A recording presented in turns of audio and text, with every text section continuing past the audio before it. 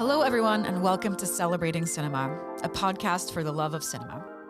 I'm your host, Lara Gommans, and today I'm going to hand you over to my colleague, Kiriko. She did an interview with the up-and-coming Dutch director Jeroen Houben for the release of his feature film Torch Song. 2, 3. That's the Dutch way. Hey! My brother? I was trying to write. Can't do it when there's people around. It's only for a few nights. So when you go to work, you take off your clothes. It might be different from what you imagine. I've been writing a song. I thought you gave that up. It's about you. Torch Song premiered at Nederlands Film Festival, where it won the Dutch Film Critics Award, after which it was met with great reviews at Woodstock Film Festival and several others. I would definitely make sure to get tickets for Torch Song and support quality filmmakers in the Netherlands. I'm really excited for you to see it. Here's Kiriko. Hi, Jeroen. Hey, hi. Hi, how are you doing? I'm doing really well, thanks. So the first question that we always start with in this podcast is to ask what your first memory of cinema or film was. Right. Actually, that's maybe complicated, or maybe not complicated, but I was raised, my parents had a TV store.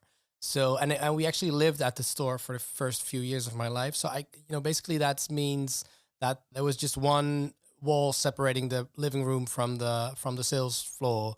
So, which was covered in TV, like the big, what you see when you go to MediaMarkt, there's like TVs everywhere. So it's really hard to I never found out like what was the first thing because I really grew up literally between screens. That is incredible.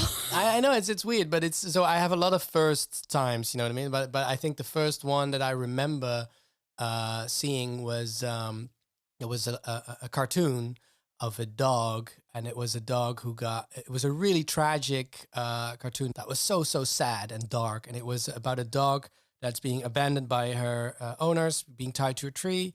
And then she gets she's pregnant, so she gets a puppy, and then there's strays, and then the mother gets shot to death, and then the little stray dog, she just strays on, and she comes into, there's all sorts of little adventures that end up in tragedy, like she gets adopted, but then the house burns down, and then she gets adopted by a few stray dogs, and then one of them tries to sleep with her, but she's still a pup, and like it's super dark. This film? I know it's the darkest. Oh, no! The thing is I'm sobbing.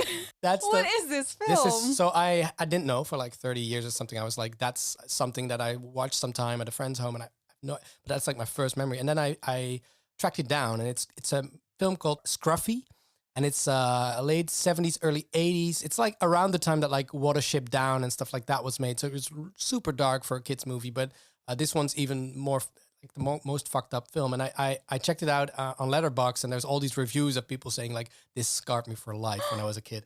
And so it's funny, it's like most fucked up film ever, sort of. And that's my first recollection. And I rewatched it, and that's when I found out, wait, it's not just super tragic, but it's actually, this is not right for kids. Like, this is something, who makes this? Especially what I just said, like there's really like a stray dog who's like trying to get it on with and then another dog has to intervene and be like, she's not full grown yet. And it's like, oh, okay. and it's like, it feels like a joke or like but it's like really serious. And there's like this voiceover who keeps like narrating like, and then something good happened, and then it's like the house burned down or something. It's basically a cautionary tale about how fucked up humans are, but then I guess also how fucked up dogs are, because the pack of stray dogs that she's with, they all get drunk and they're all like. This sounds very traumatic. I'm sorry that cinema had to meet you this way. The thing is that I didn't see it as traumatic. I actually, it was so bad when I rewatched it, but it was actually, when I saw it, it just made me really sad. And I thought, oh, this is, I just felt, oh, this is something else. It's like a different life or something. Different universe. And I didn't even know what cartoons were. You know, I was so young. I remember my mom trying to explain to me like, no, they draw those, you know, they're not real.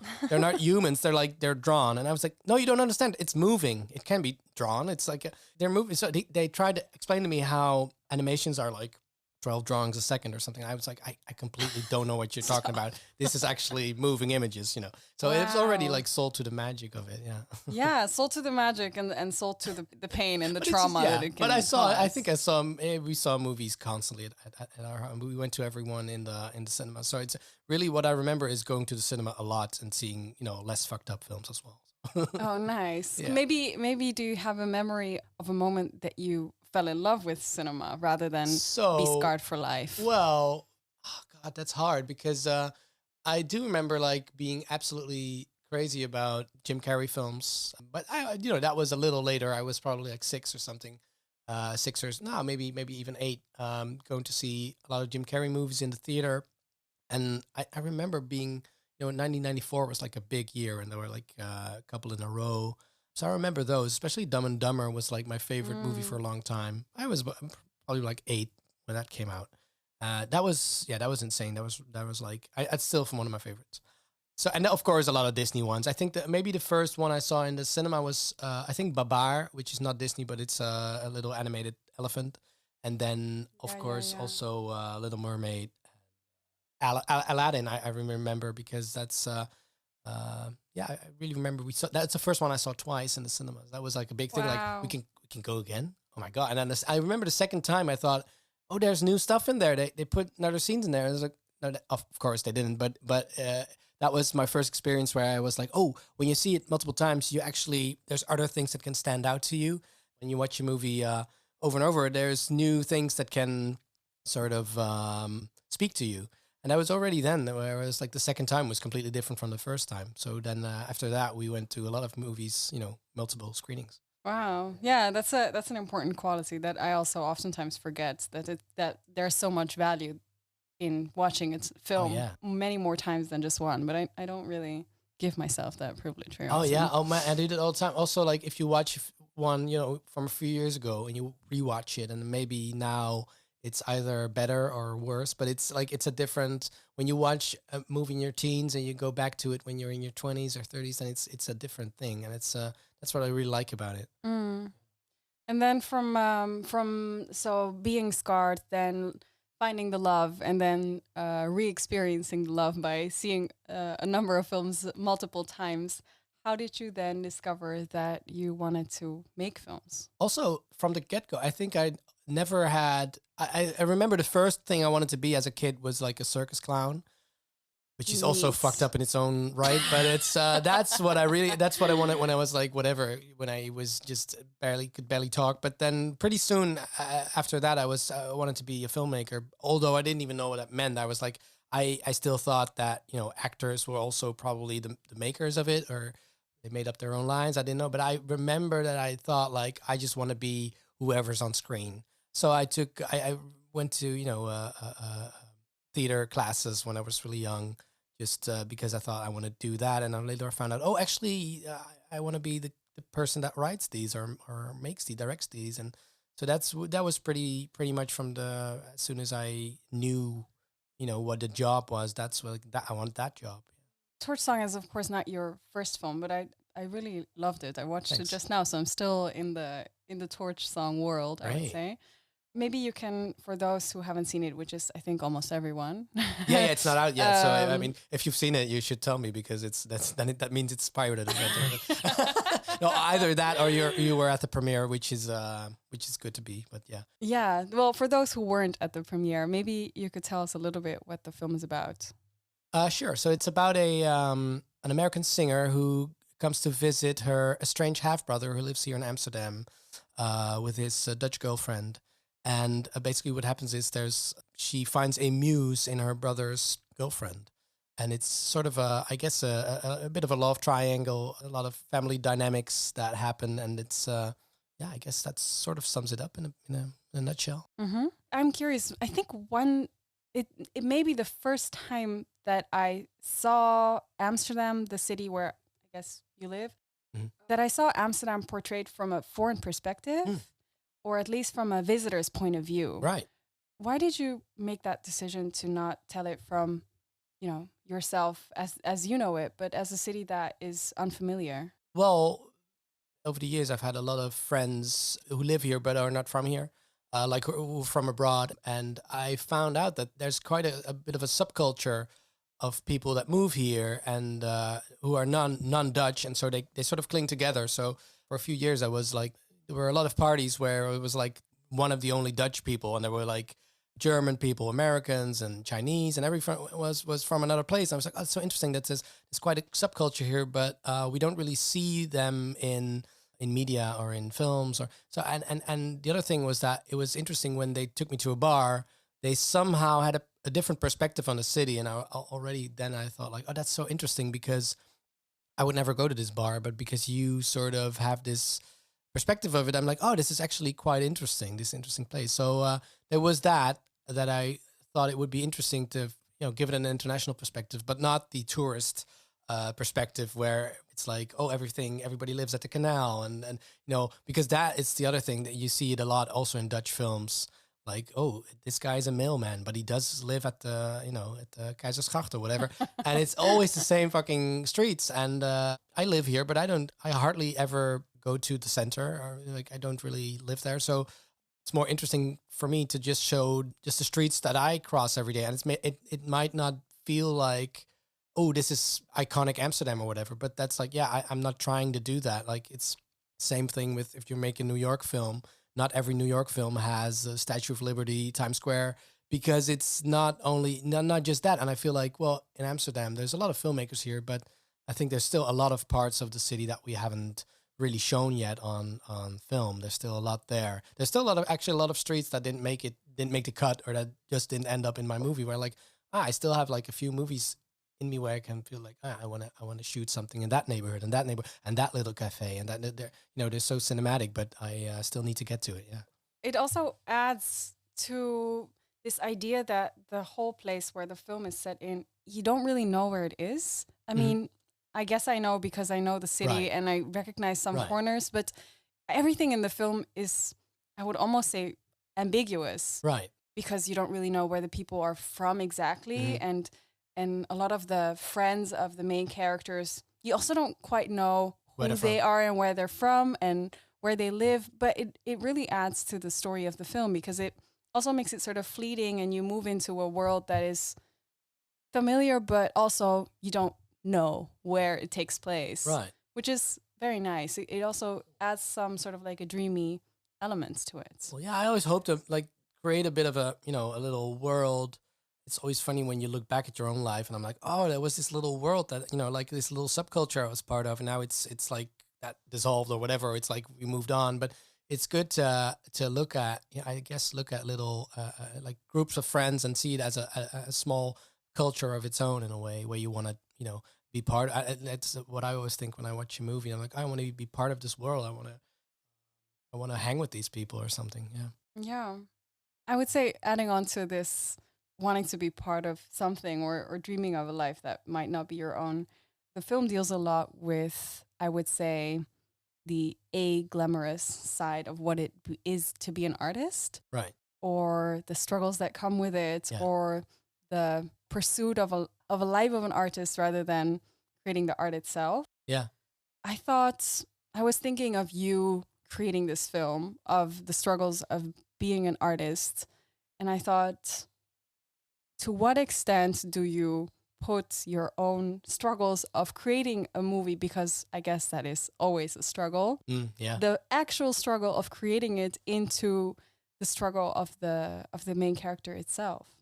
Well, I don't really see it as trying to translate my struggles to the screen or something, but it is like I am trying to I really wanted to make a film about an artist, but avoiding the clichés that that you see in every biopic.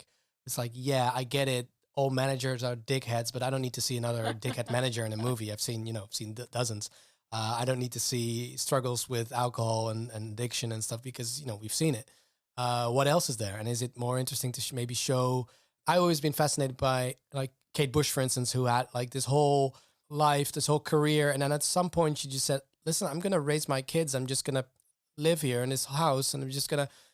Take a step back, and it's like, okay, she's just gonna be a person, just, and of course every famous person is, but then we only see just the 1%, the glamour side of it, and we think, oh, that's them, that's their life. But of course, they all do the dishes, or maybe not all of them. But I guess I'd rather see, there's actually I'm reminded of a picture of Paul McCartney and Michael Jackson doing the dishes together at Paul's house, and I'm like, oh, that's funny, because you look at that and you think, oh, they're doing the dishes. Well, yeah, I mean, they're just two guys who just had dinner at his home and they're doing the dishes, and it's like, to me, that's so much more an interesting picture than the picture of them together on a fucking wherever, red carpet or something. And so maybe I was more interested in that. And then the more I was writing, I was like, I don't need, another scene that we've already seen that's about being recognized or winning a fucking award or struggles with the record company. So I wrote some of that, tossed it all out. And I was like, no, I really want it to be about just the people and their relationships among each other. So that's what interests me. So that's the film. Because you portray the life of two artists who, I would say, execute their art in completely different ways. One struggles more with it by actually putting the thing on paper, whilst the other very easily puts it on paper, but leaves a mess behind her. Right. But you also tell the perspective of the muse, I would say the muse of both artists. Mm. Why was it important for you to put that perspective in there also? I think it was maybe eventually, at first, I think you think the movie's mainly about Liz, about the singer, and maybe a relationship with her brother, and it's like she's successful, he isn't successful, but in the end, I think it's much more about the third person, about Joey, who's basically their muse, because I think something awakens in her that she can't, put back in the box, which is she sort of becomes really aware of herself because she's being looked at by someone, and someone who tells her, "I'm going to write a song about you," and I thought it would be interesting to show what that does to you and how it can sort of corrupt your innocent mind, and because that's also what maybe art is, or like making art can be, where you really become really aware of what you're doing.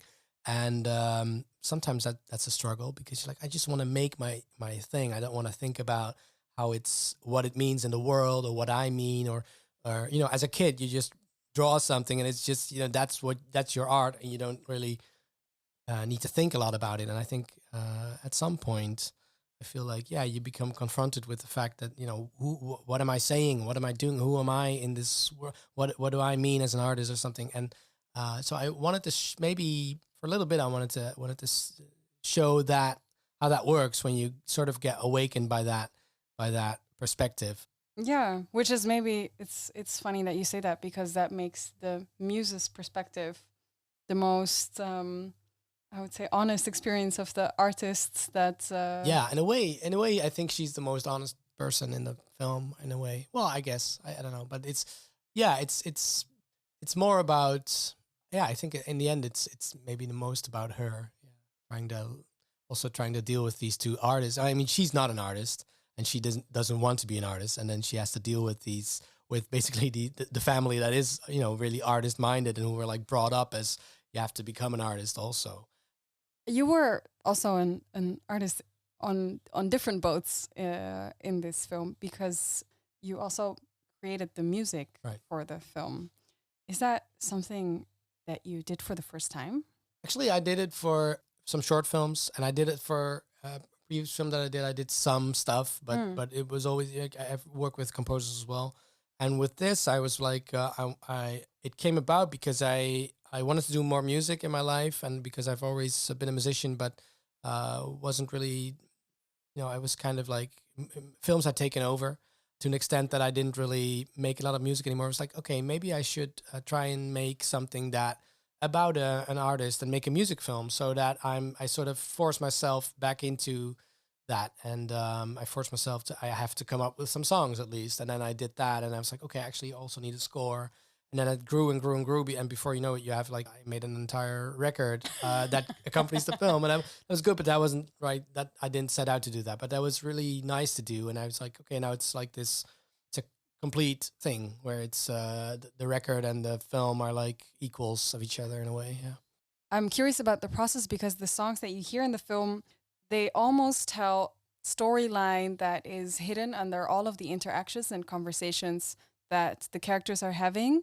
It's almost like the secret that is not spoken of, but then it's almost as if you're writing two scripts at the same time, or at least that's what I experienced while I was watching it. Right, I'm curious to know how you write both of those stories about the same world. If I'm gonna have a film where someone's singing, the songs better be, involved in the story, or better be a part of a story instead of just being musical interludes or whatever. So I guess for me, it feels like these songs that Liz sings in the movie, those are like a side that you don't see outside of that. So like when you see her perform as an audience, you get a little closer to what's going on in her head. And I thought it would be interesting to write songs that way, that actually show a bit of her inner world to us. And then so you see a bit of a contrast of her singing self and her doing self or whatever. So that was the idea. And then I sort of wrote them.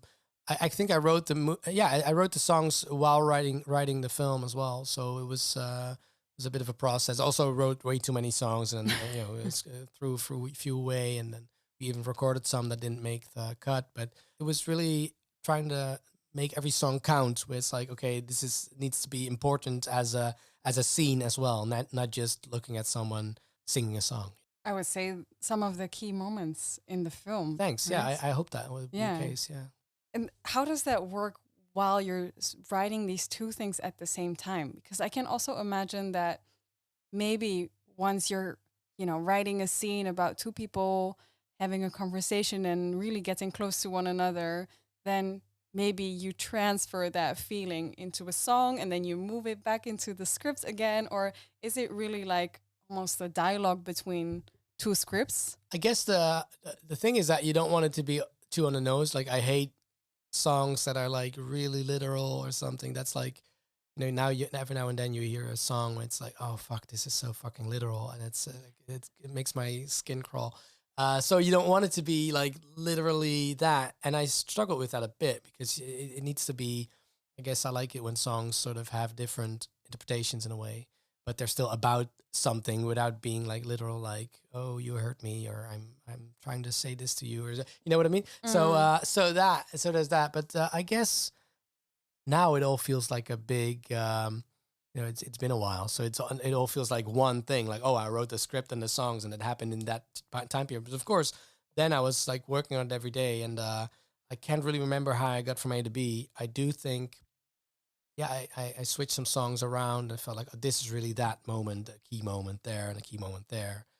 But I don't know if I don't really have like scenes that I cut and then I made into a song, or the other way around. I don't think so.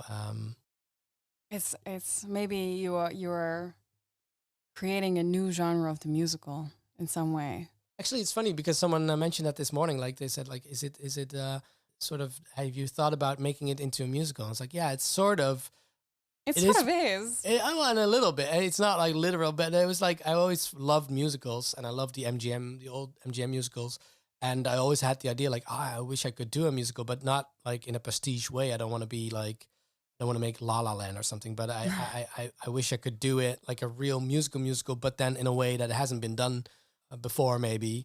And that's actually interesting because sort of that's also a type of movies that's gone. Like, there's not really any musicals anymore because that's sort of a craft that's from a different age. Like, I feel like we can't even do that because nowadays, like, actors don't learn how to tap dance when they, you know what I mean? Or like find someone who's actually good for the part, who can tap dance and sing. And then also you have to come up with something that feels like fresh musical of this day and age. I would love to do it. I think you did it. You think Honestly, so? I think That's you good. did it. Or at least like what you were saying earlier about how when you look at the musical, you don't want the music to be too much on the nose. Right. I mean, I guess that's what bothers most people who don't like musical. Like, I think it's a big part of the people in the world that dislike musical because it feels in some way dishonest that people will suddenly start tap dancing, which I understand.